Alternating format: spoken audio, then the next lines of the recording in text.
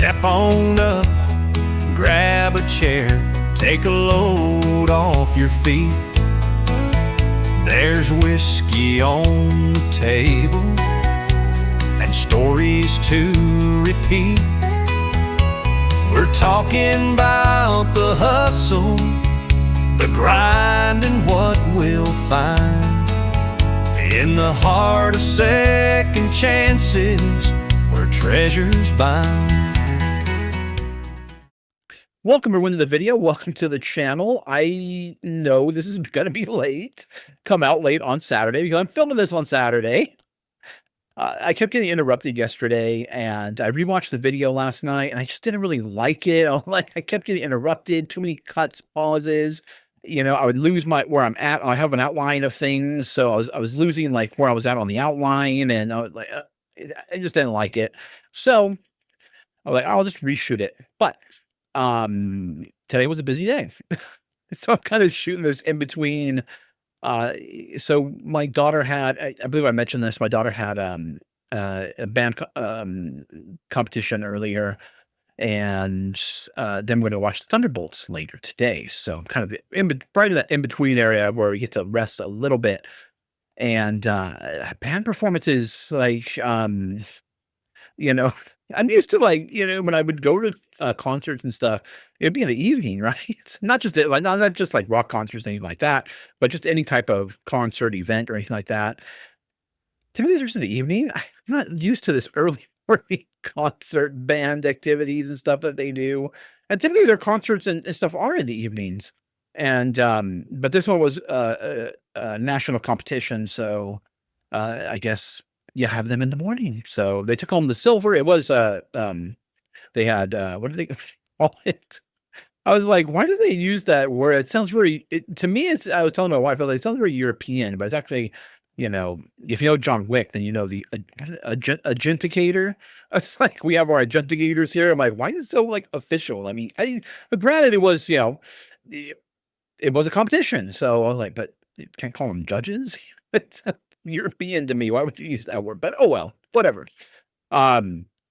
They took home a silver, so that's good. Good. She did really well, and now we're kind of in you know, waiting for a Thunderbolts movie to come out because we wanted to see Thunderbolts. It's sounding pretty good. And I guess this video, I don't really have to wait. I was, you know, because I had incorporated the What Sold in this podcast that comes out on Saturdays.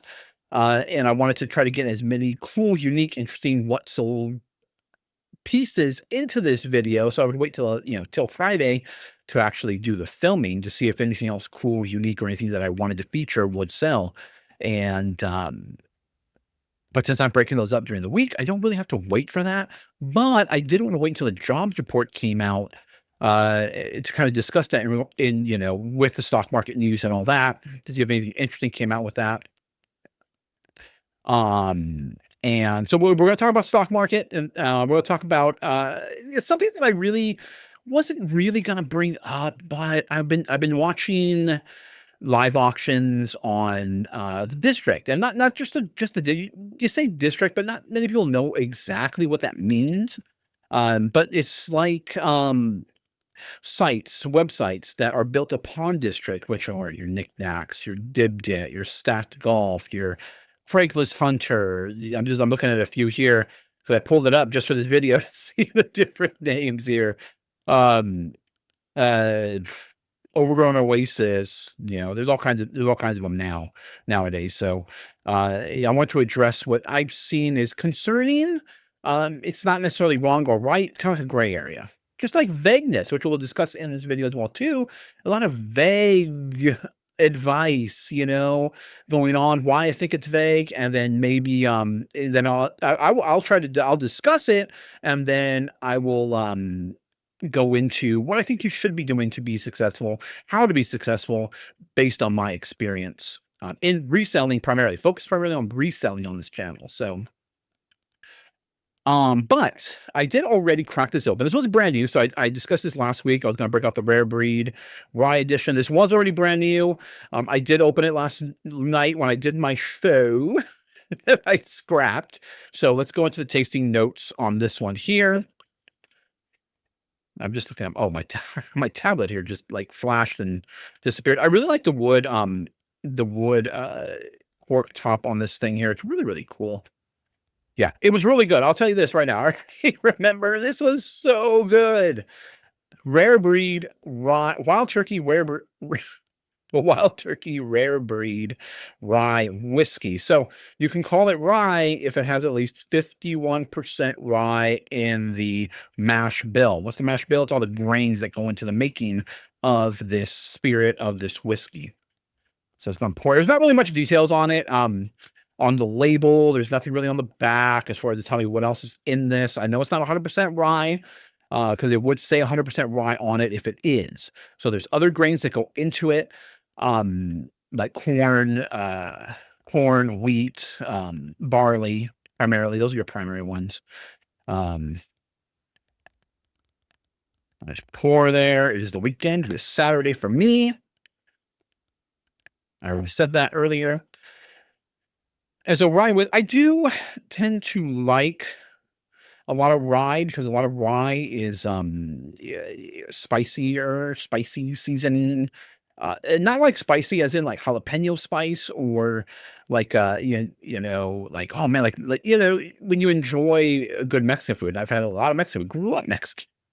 I'm Mexican Native American, and therefore the food we grew up with was primarily Mexican food. And so it tends to be very spicy. It's not that kind of spice. It's more like you walk into, the way I kind of describe it is kind of like spice cake, like spice cake kind of has like sweetness, but there's a lot of spices in it, and that I really enjoy and really like.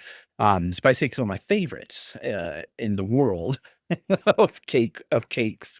It's, I don't know, just all the different spices that go into it, as opposed to just being like a sweet, like a pound cake or something, or like a lemon cake, like a lemon loaf, which is really good. It's just, sweet lemon, um, that's the kind of spices that we talk about when we talk about the spices that are in whiskey. And it gets it a lot from the grains and I think I talked about this last week. A lot of the flavor comes from the aging process, sitting in barrels. And for some reason, lots of rye whiskeys tend to be very smoky to me, very woody. There's one really great one. It's called Hudson. I should have pulled it out. I remember. I have a small bottle of it. Hudson, New York. I forget, but it's a rye whiskey that it is. If you love camping, and I used to do a lot of camping, backpacking, hiking, through my 20s.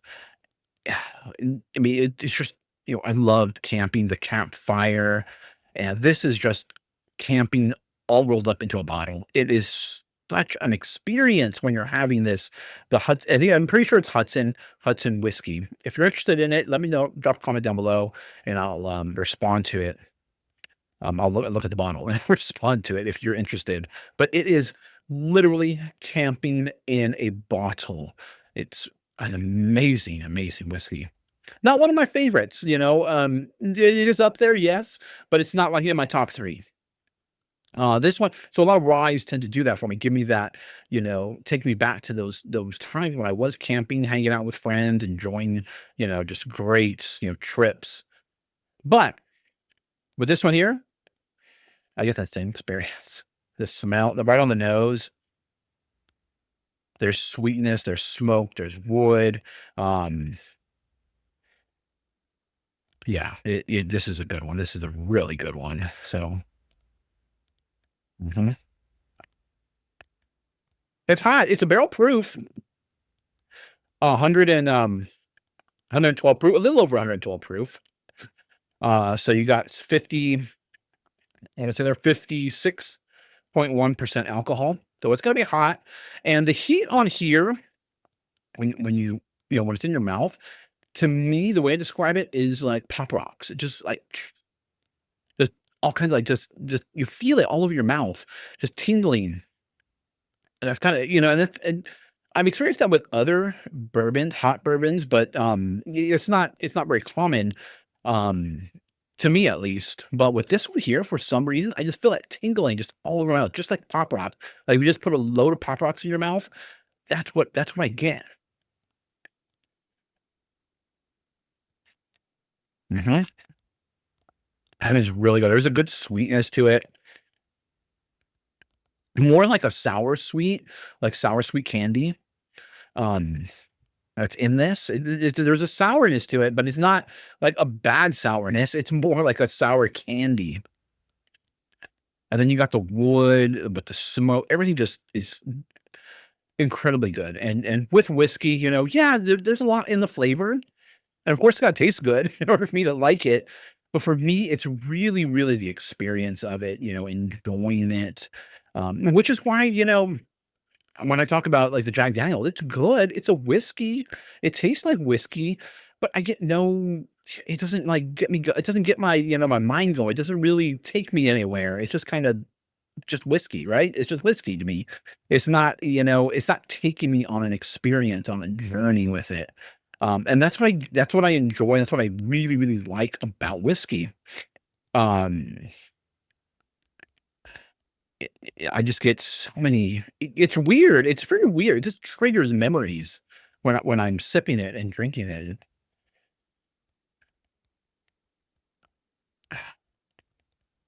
Because I mean, if you're just sitting here just drinking it, I mean, it's hot. It's spicy. It's not like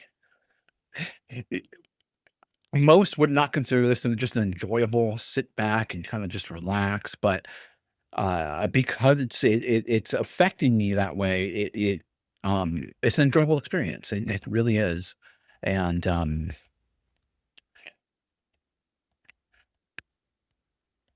that is a really, really good whiskey.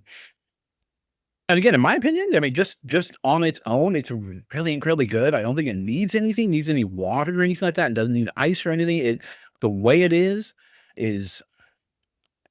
right there. They did an excellent job. Something started to pop through for my background there. Um, so the expression, the way it is right out of the bottle, very, very good. Very, very good. So we got the barrel proof, wild turkey, rare breed, barrel proof rye. An amazing, amazing whiskey. Highly, highly recommend that. Okay. Let's go ahead and jump into this.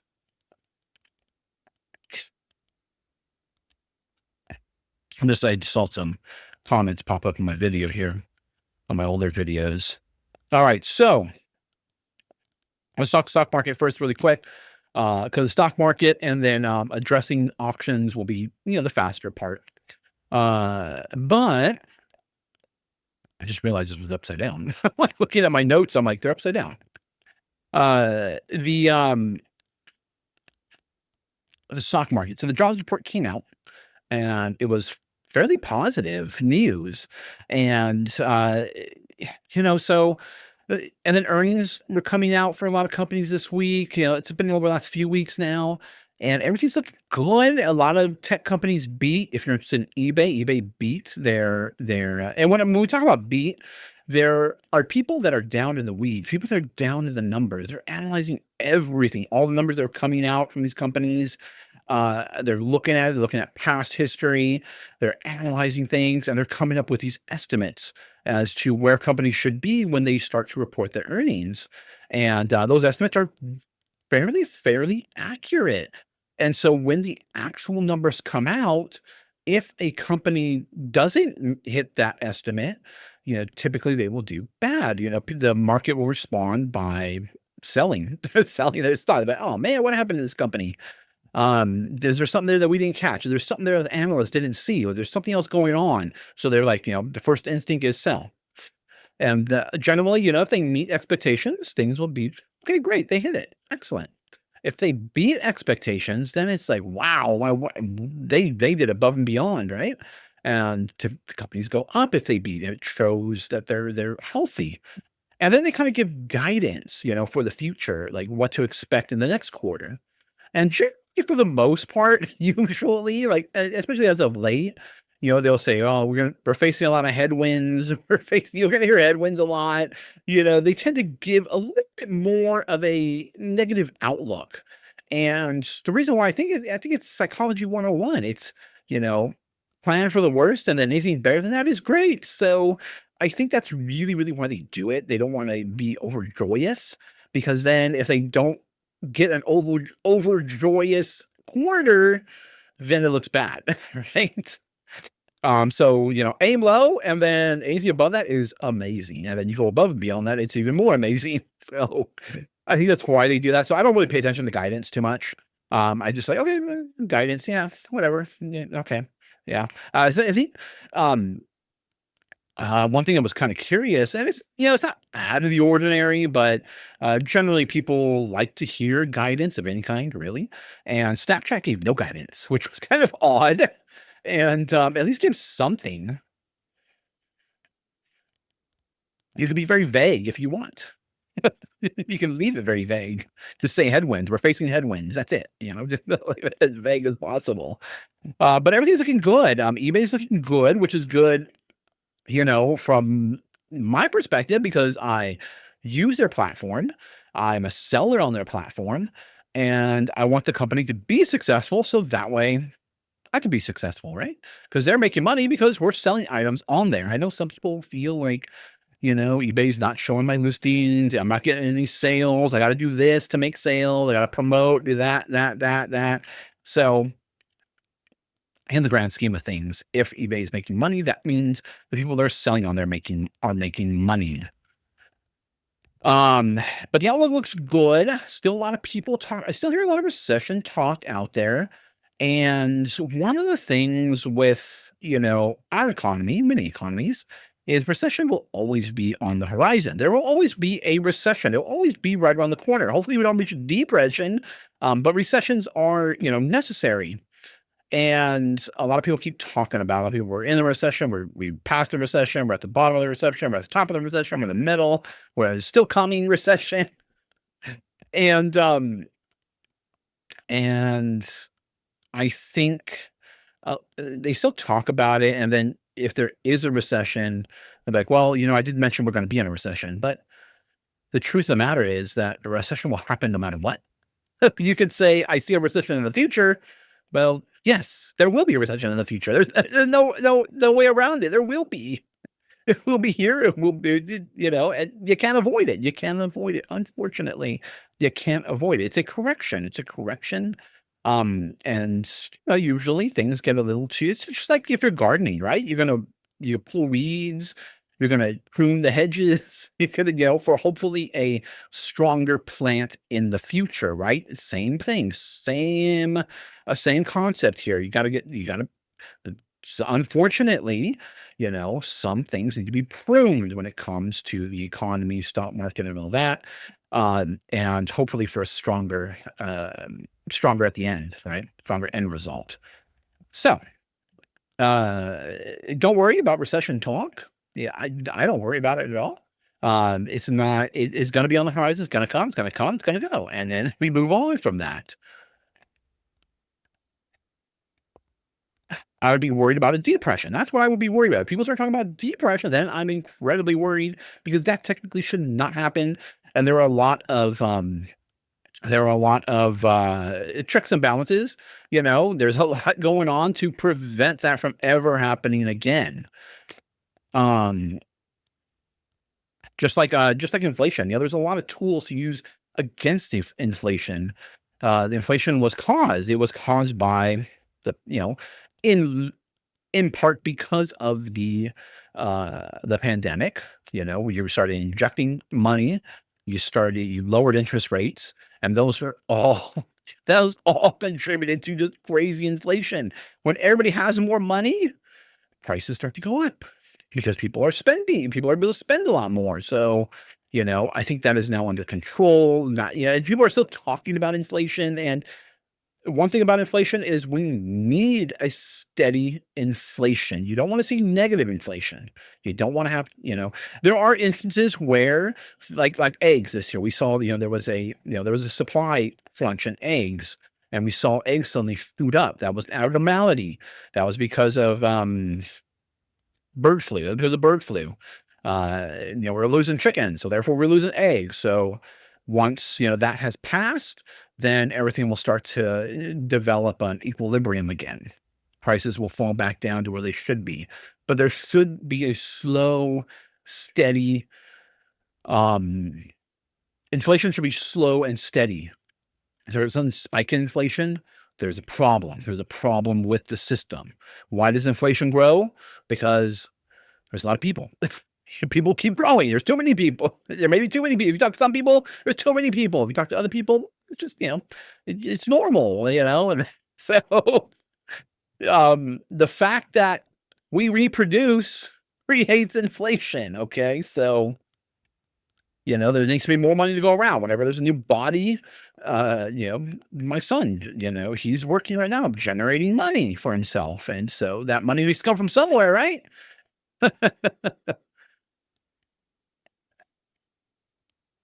So there will be a steady and slow increase in inflation, and that's the way it should be. There shouldn't be sudden spikes.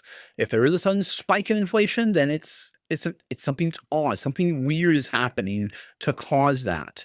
Um, so people are, complaining about inflation. It's going to be here. It should be a slow, steady rate. And, there are people, hopefully, that are smarter than me. Hopefully they're smarter than me taking care of this. It's not necessarily I'm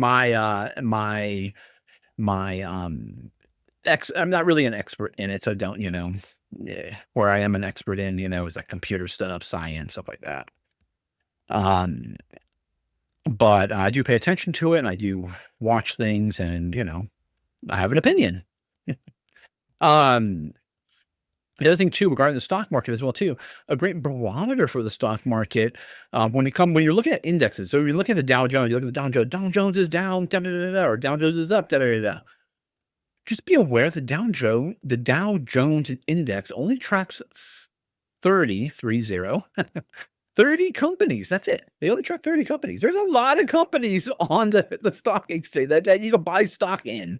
There's a lot of companies, not just 30 of them, but it only tracks 30 of them. A good barometer or a good way to measure it is to look at the S&P 500, which is 500 companies. Makes sense, right? The NASDAQ is really, really geared heavily into tech or focused primarily in tech. And NASDAQ 300 the NASDAQ has, I think it's 3,000, somewhere right around 3,000 companies there. But it's heavily focused on tech. But tech is really, really being integrated into every other business. So everything's just becoming very much muddled. So therefore, if tech's not looking good, then that means these other companies that probably are not necessarily tech companies, but they still use computers or servers or anything like that, then they're maybe not buying as much of those products. So it can kind of drag the whole market down. The other index to look at is also the Russell 2000, which keeps track of 2000 companies. The difference is the Russell 2000, and why you don't hear about it too much, is because it tracks small app companies or companies that are low in capitalization in their value. And but really low is relative because it's right around $1 billion company to be in the Russell 2000. The average is right about $1 billion of those companies that are in the Russell 2000. So still a lot of money, a lot of money, but it can give you a good sense of really, really where the market is truly going, not necessarily focusing on the Dow Jones, which is just 30, not necessarily really focusing on the NASDAQ, which is, just heavily tech focused, but the S&P 500 and then the Russell 2000 will kind of give you a sense overall of how a good sample size of companies are doing within the overall market. Okay.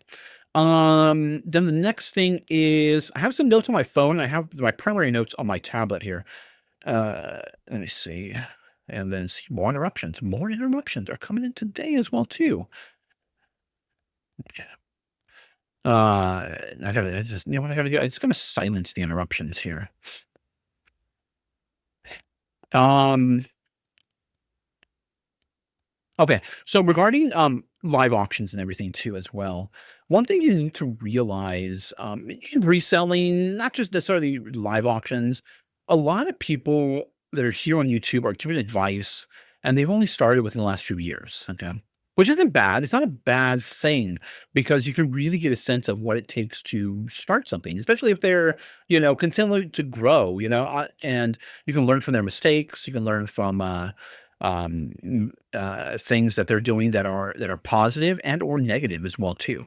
So you can learn on both sides of the tracks. But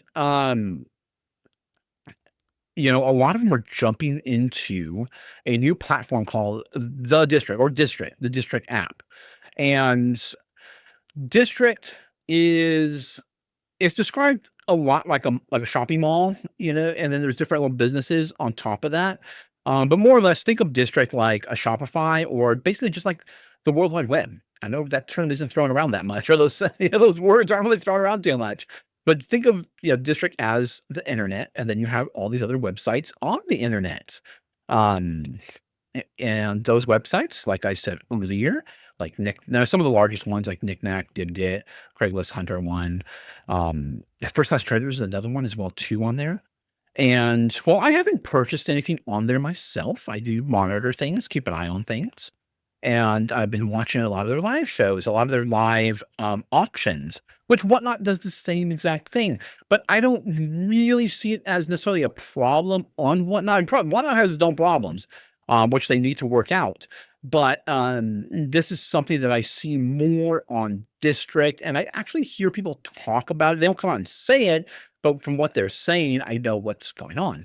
Um, and that is the owners of these, not the owners of District, because District, there are owners of the official District platform. And then there's individual owners of the different little websites that utilize the tools that District provides, like Knick-Knack's website and other ones like that. Now, a lot of these these people are owners of that site. They own that website, and therefore they get, they get a cut, and District gets a cut. The people that own District, they get a cut, and the people that own the little websites that are built upon District, they get a cut as well too. And so they offer tools, basically like a mini eBay. You can list items on there, and people can go on there and buy it now, or you can do what's fairly popular now is live auctions. I've talked about live auctions in the past and where I think they're going. And, so I'm not going to address that. Just the issue that I see arise. And it's not even that it's right or wrong. It's kind of just how you feel about it. It's a gray area. And I think it's really gray with District. So to really quickly talk about auctions, just in general, somebody would give you an item. If you own an auction house, someone's giving you an item and you're taking it in your possession and you're going to try to sell it to them. You're going to put it in front of an audience to hopefully get the most money for the person that actually owns the item. So there's an incentive for the auction house, right? The more money they get, for the item, the more money that the auction house gets, and the more money, obviously, that the person that originally has the item. But where things get kind of gray, and it is a not that I've ever owned an auction house or anything like that, but I know people that have. And I know, with a lot of things, there's a lot of unspoken rules. There's nothing like that says you can't do this, you can't. There are rules where you can't do this, you can't do that. And then there's always unspoken rules. There's always the rules that you should be following these, but you really don't have to. We recommend you do. And in the auction world, it's the owners of the auction houses bidding on items within their own auction, because then it kind of just looks bad. It gives a bad look. And what kind of a bad look am I talking about? Running the price up, because obviously if an item sells for more money, there's more money involved. So it just gives bad optics when someone is doing it. And you can't really, sometimes people do really want to. I know of people that have bid within their own auctions, and because they really wanted those items, they really wanted it. And in that case, what I would say is set up a private sale, just set up a private sale, just buy it outright. You don't really have to go through the whole auction process. Obviously, if the person that owns it is demanding it goes into an auction, then you have really no choice.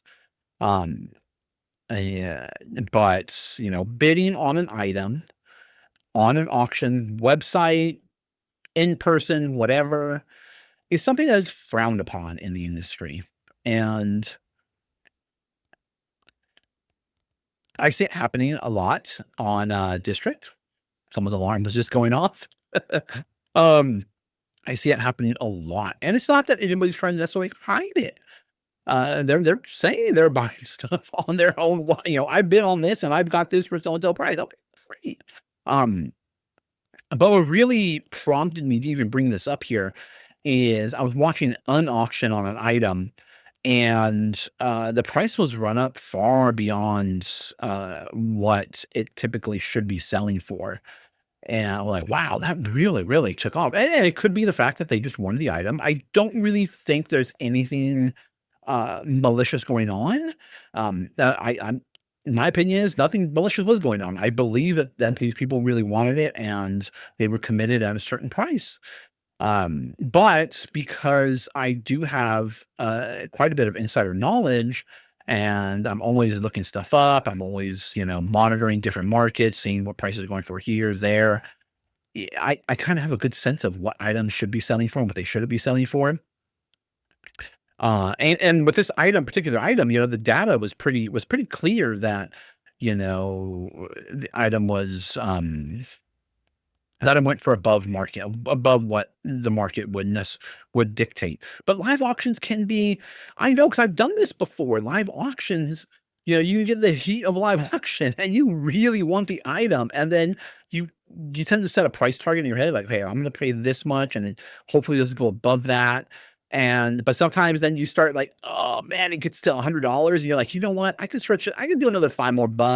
I can do another 10 more bucks. I've done that before and I've overpaid for items because it's something I really wanted for myself. And I definitely believe that is the case, in a lot of these instances that are occurring. But it just gives bad optics to be not necessarily a buyer. If you're just paying what someone has it listed for, that's not, in my opinion, that's not bad. But if you're in an auction setting, now the person that actually owns the site, yes, they can host auctions on District, on companies they own, they're built upon District.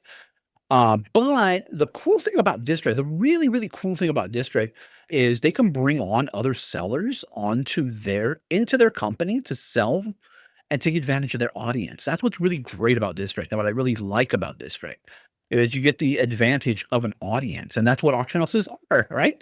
Their job is to bring that item an audience, and that's what they're doing. They're bringing an audience, which is why they get paid, right? They get a cut because they're bringing an audience. So what really, really makes it a great area is the fact that they're not the owners are not always actually selling the item.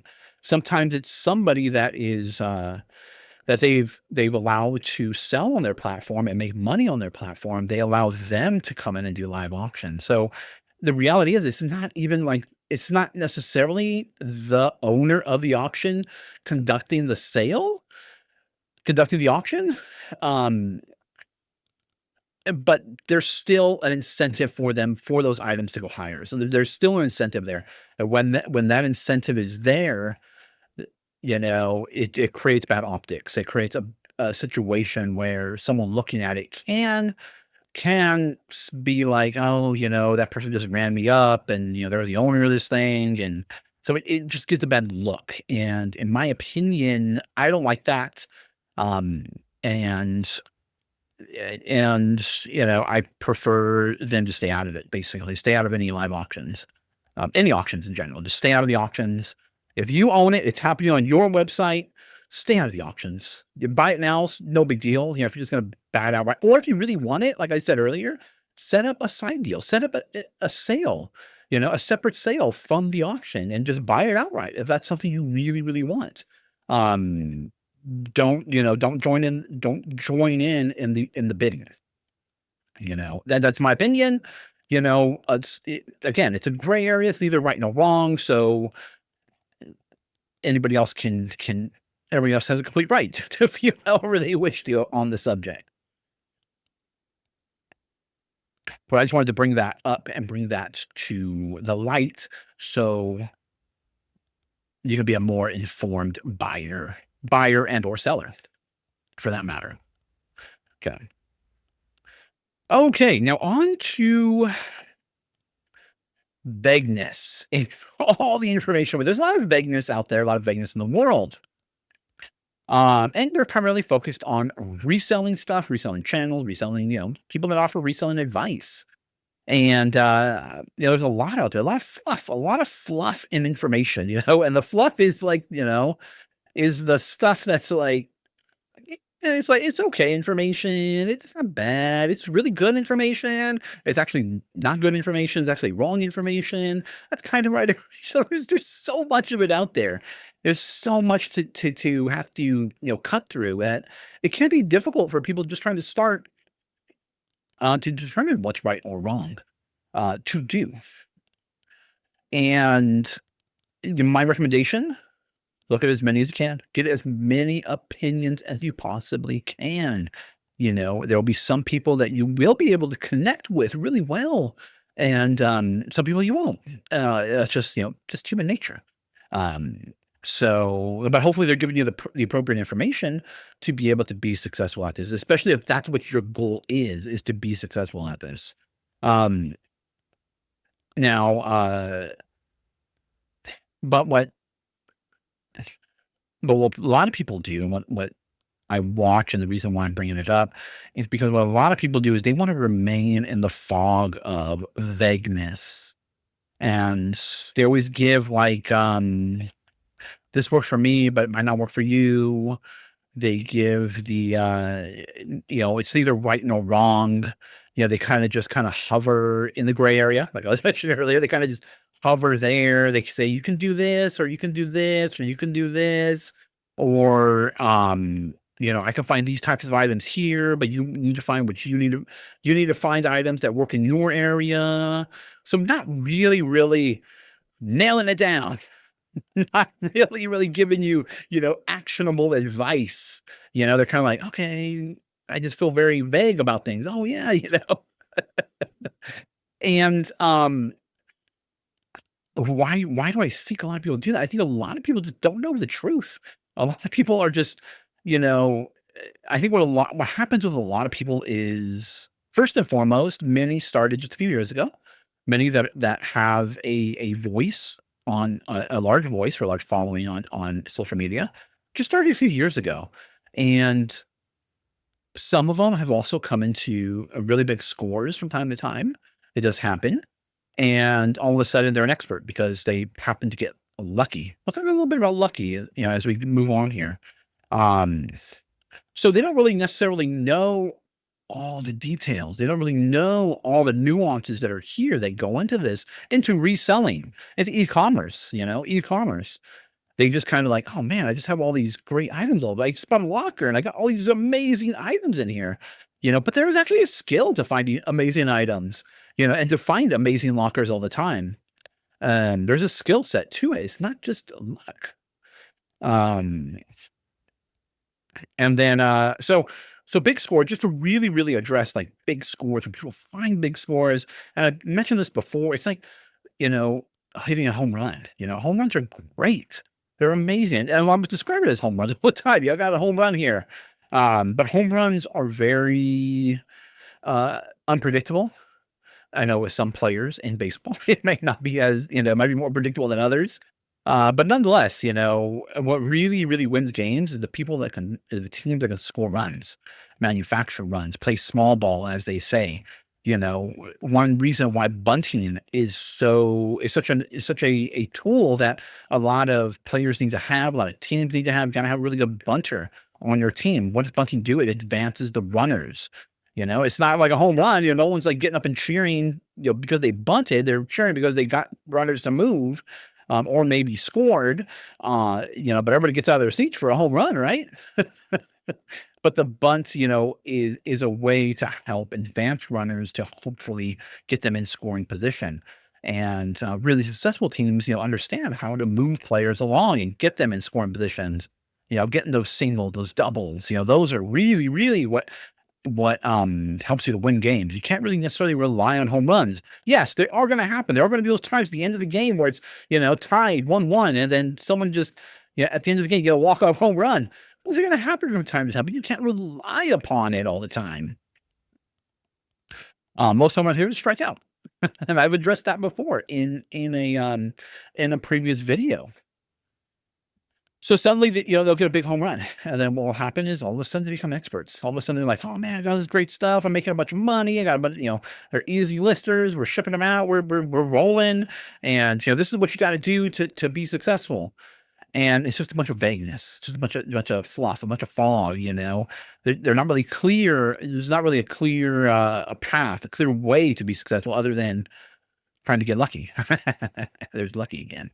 Or trying to get, trying to hit a home run, you know? Ah, really, really good. That is delicious. Um, but then, one thing you have to look at too is if you take away all those hot items, you take away all those great items maybe you came up on, what do you have left? If you take away all those items, because eventually you'll run out. Eventually you will run out of those, and can you continue to hit home runs all the time? Mhm. Now the other thing too is, the good times. The good times, we remember 2019 going into 2020, 2021, when everybody was at home. No one can really, some people still went out. Technically, we were all shopping online, right? It was an abnormality. And if you look towards science and science experiments, whenever you have these abnormalities, you don't use them in your data. You don't use those abnormalities. You cut it out. You use the data that is consistent and the data that is repeatable. If you have an abnormality in your experiments, it's you don't use it. You just don't use it, because can you reproduce it? Can you do it again? Can we recreate an event like 2020? We probably don't want to. As a people, we probably don't want to do that. Maybe online sellers want to do that, but we don't want that to happen again. And so therefore it's not going to be repeatable. Things have been falling back down to normal. And we have to be able to recognize that. And we have to be able to understand that, that is something that will not probably come around, at least in our lifetime, again. So, in most people that have started, there are some are learning. Some of them are, taking the advice from older resellers, people that have been in the e-commerce space for so long that they recognize that this was an abnormality, and they rely upon, the skills that they built up prior to that. Right. And I've been doing this I've been on eBay since 2019.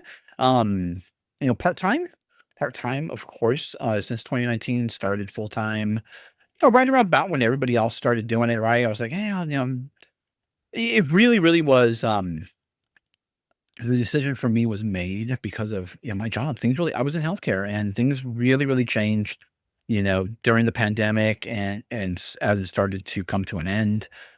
I really didn't like what I was seeing. I didn't like the environment anymore. It really, really showed me the truth behind y- people and people in healthcare and healthcare in general, And so I was like, yeah, I knew don't want to be a part of this.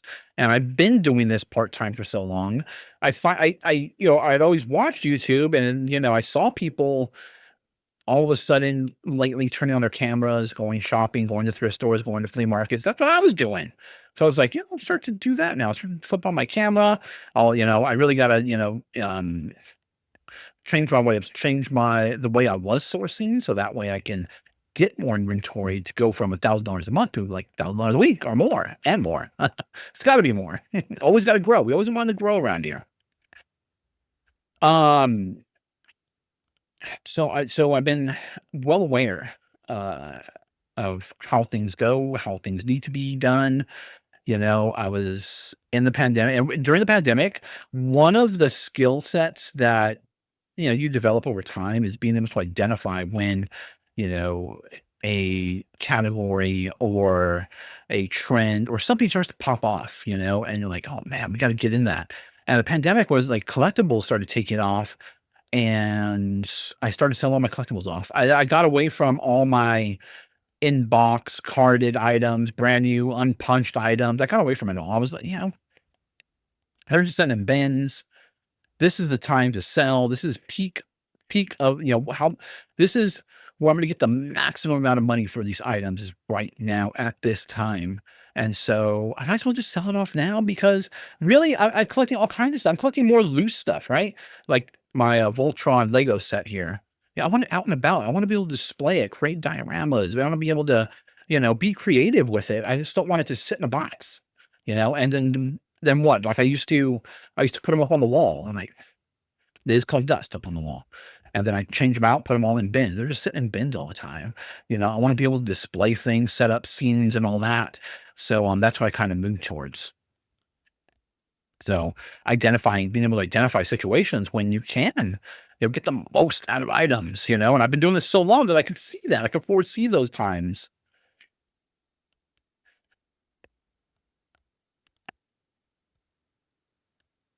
Um, and where am I at here? Well, I thought it was at a certain I thought it was at a point near in my notes where I am actually not. Um, just give me one moment while I catch up here. Oh, here we go. So, or where I wanted to be. So one thing and so that's why I believe that, there's a lot of vagueness. People just don't know. They just don't have the knowledge built up. And so you just tend to be very vague about things, You don't want to really be, right or wrong. No one really wants to be called out. No one wants to stick to one thing or give you advice on something. And then a little bit down the road, like, hey, that advice was completely wrong, So what's the best thing to do? Remain foggy, remain vague as possible. So you can never be neither right nor wrong. And then that's one of the reasons why in our space, I believe a lot of people remain vague or are vague is because they really, really have not yet figured it out. And yeah, I definitely would, enjoy those people who, show the journey and will go through the ups and downs. So, there are those people out there too who just are showing you the journey. They're showing you the ups and downs. They're not necessarily, giving you advice either way, but they're kind of telling you, this is working, that's working. But still, a lot of people can remain in vagueness. And sometimes they want to remain in Vegas because maybe they don't want to share their secrets or the secret sauce, what goes into their, their fried chicken. There are those people too. So, which I don't really agree with, if you really, really want to, keep the secret sauce hidden. I don't know. I mean, some people have had success with it and some people haven't. And I just don't feel it's necessary. But, okay. So what should you be doing? What is going to make you successful in reselling? Primarily reselling, a lot of things too, but primarily reselling, e-commerce space in what I do. In my past, I've had the opportunity to work with a lot of career coaches, executive coaches, chiefs of everything from EOs to FOs to IOs to OOs, startups and stuff like that. And really, really, what it really comes down to is luck. And these people really, really know how to create the luck, right? And how do you create luck? Well, how do you do that? Well, you need to put yourself in situations to be lucky, right? It's kind of like the lottery, you're not going to win the lottery unless you buy a ticket. If you're going to complain about it, you can be like, I'm never going to win. I'm never going to win. Well, you will never win if you don't actually put down money to buy a ticket. You really won't win. So you can't say I'm never going to win if you don't actually buy something, right? You got to take an action. And in my case, and in cases in reselling, we got to be out there. We got to be, at the Goodwill. like I show you in the Goodwill, because I think I've explained this before. Goodwills are everywhere, and not necessarily everybody has a great flea market. There's not necessarily lockers where you can go to buy. Sometimes the lockers can be fairly pricey, although it can be really low as well too. Uh, um, your Facebook Marketplace, might not be that great. There are places where you can source on eBay, you can source on other places. Sometimes the price might be really high. I really think thrift stores are a great place to start, and to keep in your repertoire, to find items. And in my area, we can find a lot of items. We can find a lot of great items. I'm here in the same area as Golden State Picker, and he pulls amazing items out of Savers. I mean, he pulls an incredible amount of items out of Savers. So it can be done. Um, it just, and I hope that through my videos, I'm showing you what categories you can pick up, what you're probably passing up that you should be looking at, or at least taking a second look at. So part of creating your luck is putting yourself in situations where you can be lucky, going through the actions of going to these places. If you do have a flea market, going to the flea market. If you do have the funds and the ability to go to auctions, or locker auctions, stuff like that, you got to be able to put there. I mean, obviously with lockers, a little bit different because you need, generally you'll need to haul everything away. So it's a lot of work, and I've definitely thought about it. I'm not sure if I really want to go down that route. But we'll see. Could be in the future. And then the other part here is finding so you're in the locations now, being able to find the actual items that you can buy at a lower price and sell higher. You need to be able to identify what items, put yourself in lucky situations. There's something like flying around me right now. All of a sudden, put yourself in lucky situations, then be able to identify those luck items, those items that are going to sell for great money.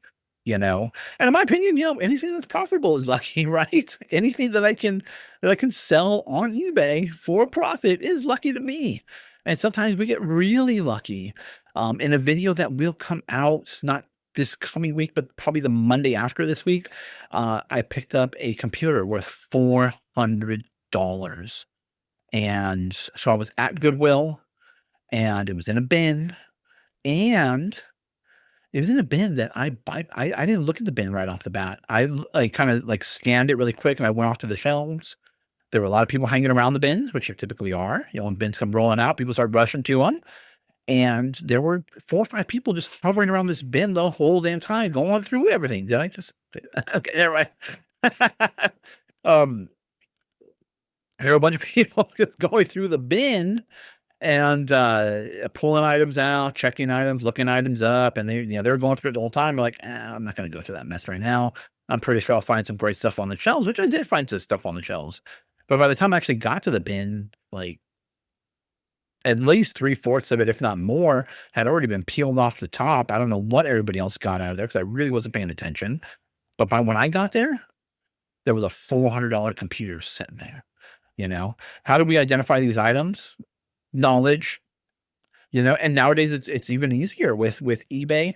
I already am, know quite a bit about computers and tech, keyboard. You hear me talk about it all the time. Keyboards, action figures and tech and computer stuff, are my that tend to be my go-tos, what I know a lot about. But I know a lot about a lot of things. There's a lot of stuff floating around my brain. And so when I saw the computer, I'm like, oh, man, that's a great computer. Did I know initially it would sell for $400? No. But I think it was either $12 or $17. I forget how much exactly it was. But I knew that was going to be a fair price. And I kind of know why everybody passed it up, because it kind of looked like a router. It was a really, really specialized size. You'll see in the video when it comes out if you watch it. And so I picked it up and I put it in my cart. And then I found another tiny little computer as well too. So I'm like, dang, it's electronics, computer bolo days here. It's amazing. And I have the knowledge. I have the knowledge to be lucky in finding these computer products and finding computers. I have the knowledge to find Legos, to find amazing Lego deal. I've featured that on the video before. I think in my most recent video I did, I was explaining how not to pick up, or in the title I put, don't buy Legos that are still, or don't buy anything that's still at Target or something like that. It depends on the price, really. But but yeah, I mean, I pulled some like a Lego set worth, I think it was worth like 500. It's in my collection already. 'Cause I just threw it in my, oh, like, "Man, that's so rare and so cool." There's an Egyptian set. I think it was for right around $300 or so, used, and it had been sitting in the toy section all day. I had arrived at the Goodwill later, at that Goodwill later, and later in the day, and it was just sitting there. No one knew to pick it up. $300. And I think if I'm not mistaken, it was like $4 or something like that. So, just having that more advanced knowledge than everybody else. I always talk about this. Well, I haven't talked about it recently, but non-playable characters. There's a bunch of them there. They're not playing the game you're playing. In my opinion, if you're doing this full time, you don't walk into Goodwill with a cart in your hands, you're not doing it right. And you gotta have a cart, and you gotta be prepared to fill that cart with items if you're doing it full time. If you're doing it part time, or you're just, one hit wonder, then you don't need a cart. So many one hit wonders as well too. That that was really hot. It's kind of weird. Like, as you tend to get to the end of the drink in there, there's still like a lot of vapor. It's still a lot of vapors in there, and so, like, I don't know why, but it's like towards the end, I kind of get like that too much, probably because I just take in too much air at that point, because there's not that much liquid left in there, and then I just get so much vapor. It's like, "Ooh." We'll just polish that off. That's nice. Very, very nice. Wild turkey, rare breed, rye. It is a barrel proof, but really, really good. Perhaps if it wasn't a barrel proof, it wouldn't be that good, but really good whiskey. Tremendous whiskey. What were they saying? What did they say? See, I already lost my train of thought. See what happened whenever I get distracted? It's like, boom, there it goes. There go my train of thought, and then I start messing up on the video, and I don't follow the outline or anything like that.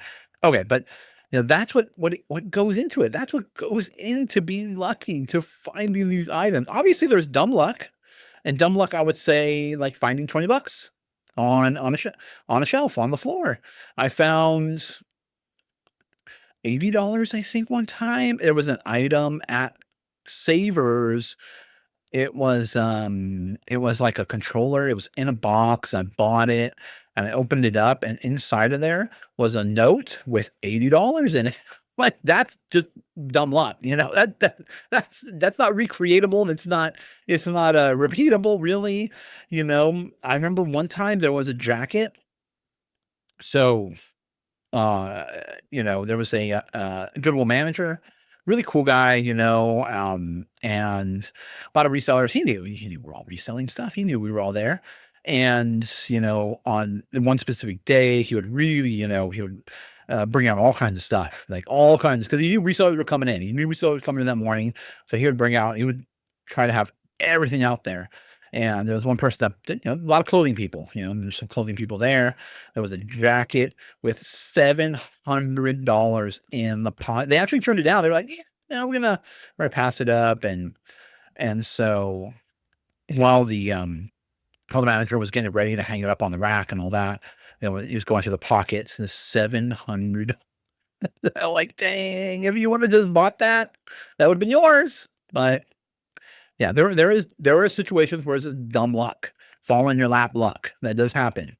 And so, when you see the videos, when you see a lot of these videos, and you see me in a video picking up a $400 computer, I'd be thinking, man, that guy's so lucky. He's so lucky to find those items.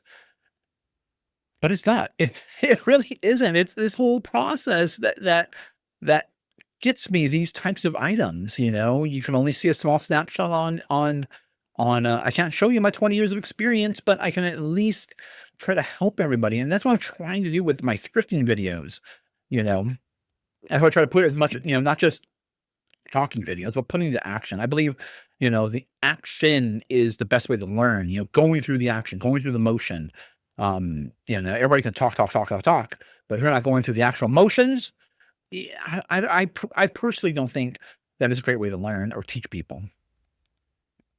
Um, which is why I want to show not just thrifting, I want to show what's sold, and also add some talking points like this podcast here.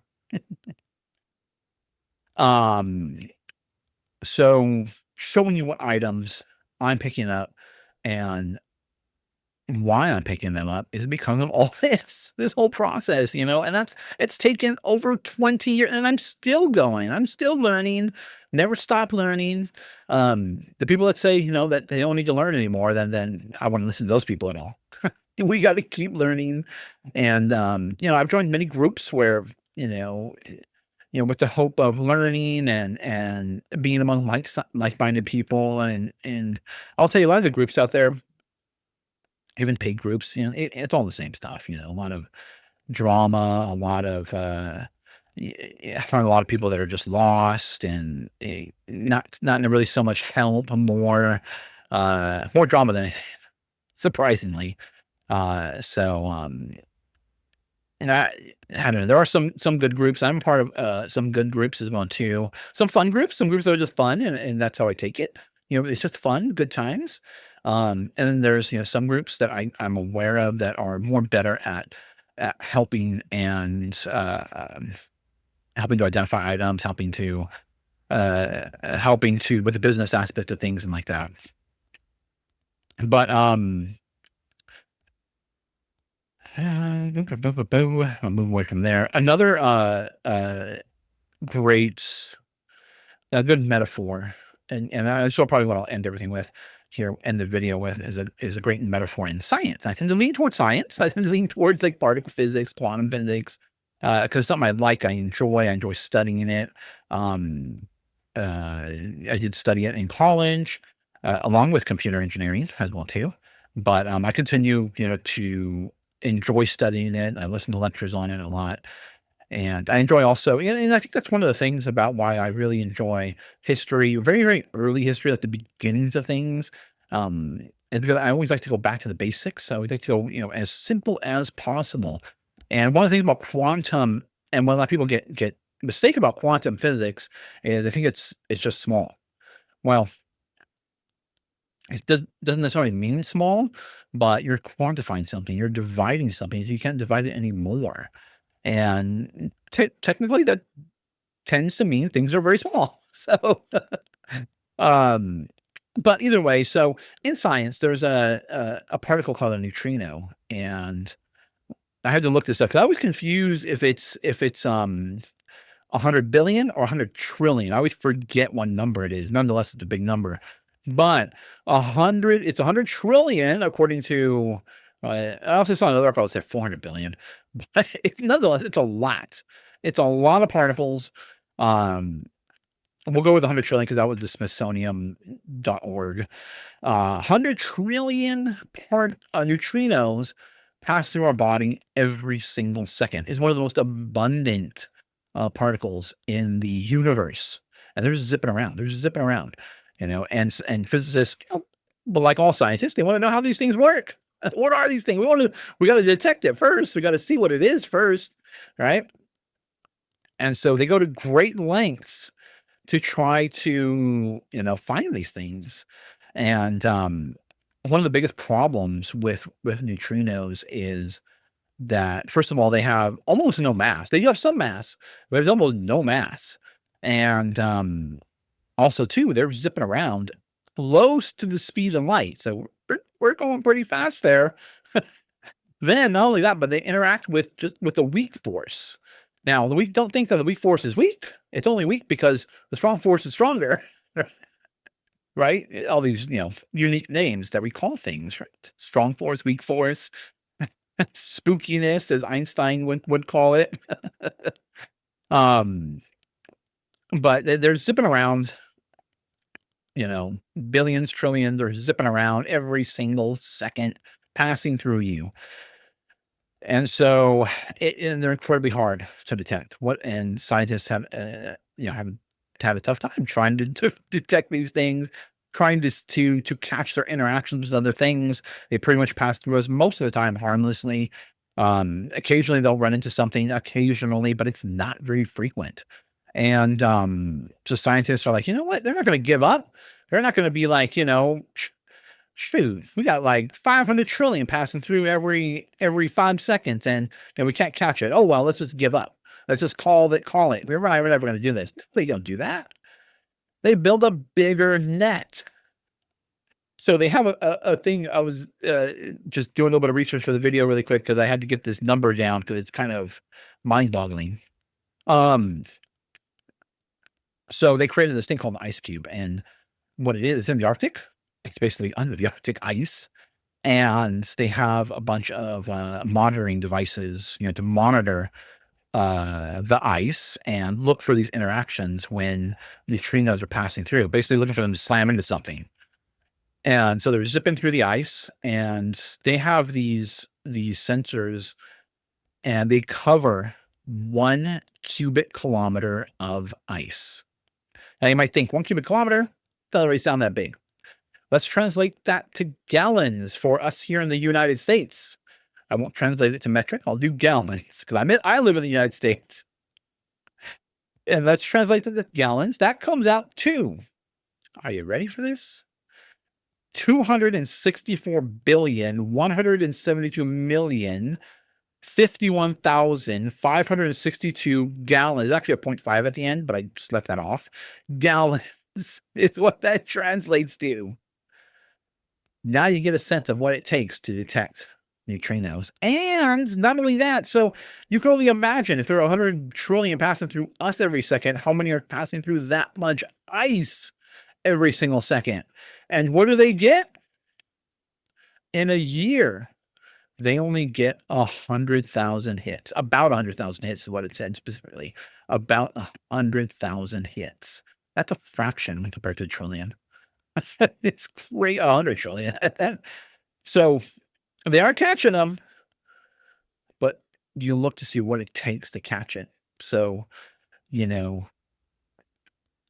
sometimes we tend to give up on things. We're like, oh man, we're not going to make it. We're just going to give up.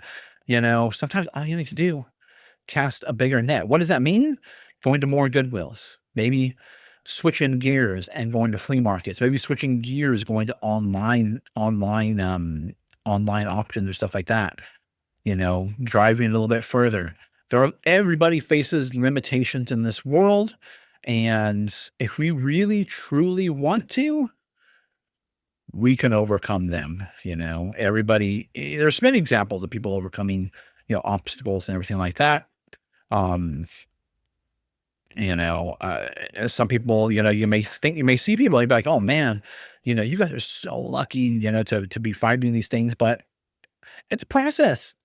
It's a process to find all these things. It wasn't, yeah, sure. Yeah. Sometimes things do fall in our laps, but in order to make it successful, you got to create your own luck, got to create it. Watch out for the vagueness. There's a lot of vagueness out there. Sometimes though, there could be tidbits of information in that vagueness that you can pick out and that can help you. But just, and be aware, like I always say, get as many opinions as possible. Don't just listen to my opinion. There's other opinions out there. You might not connect with me. You might connect with someone else who can help you as well too. Research, go back and look at that information, make sure it is correct. Do your own research. You see a what sold video, go back and look at what's sold on eBay, because you never know, things can change. Maybe it's sold at that time at that price, but maybe things got adjusted. I'm always trying to look for items that hopefully will, always hold some sort of value, that, what I sell it for, it'll always be at that value. I try to find timeless items. Not really following seasons. I try not to do that. Although sometimes, hey, you'll find a hot sell, like a jacket, jackets aren't probably selling good right now, but come wintertime, they will sell really well. And, I tend to stay away from that stuff, but if I find a good score, I'm going to pick it up and sell it. I'm going to do that. I'm going to take advantage of the situation. But that's the video. That's the video, and thank you guys for watching. I hope this is all helpful, and I hope that the combination of everything, the thrifting, the what solds, and the talking points, um, all give you a good, clear picture as to how to make this successful. Reselling online, e-commerce, selling online, e-commerce in general, selling wherever you want to sell that the combination of everything on this channel will help you. If you're here for the entertainment, I hope I'm entertaining, and I hope you can get something out of it. You can learn something out of the video. But that's it. That's where I think I'm going to end the video. There will be bins videos coming out. Like I said, the bins in previous videos, the bins are open in my city, in San Jose. So we're going to do some scouting missions. Probably not today because, I already told you what had gone on today. Maybe tomorrow we'll go scout out the bin, see what it's like, see what kind of products are there. I know the products are probably going to be really good because I know that they're probably going to come out of Goodwills from the area, from the region.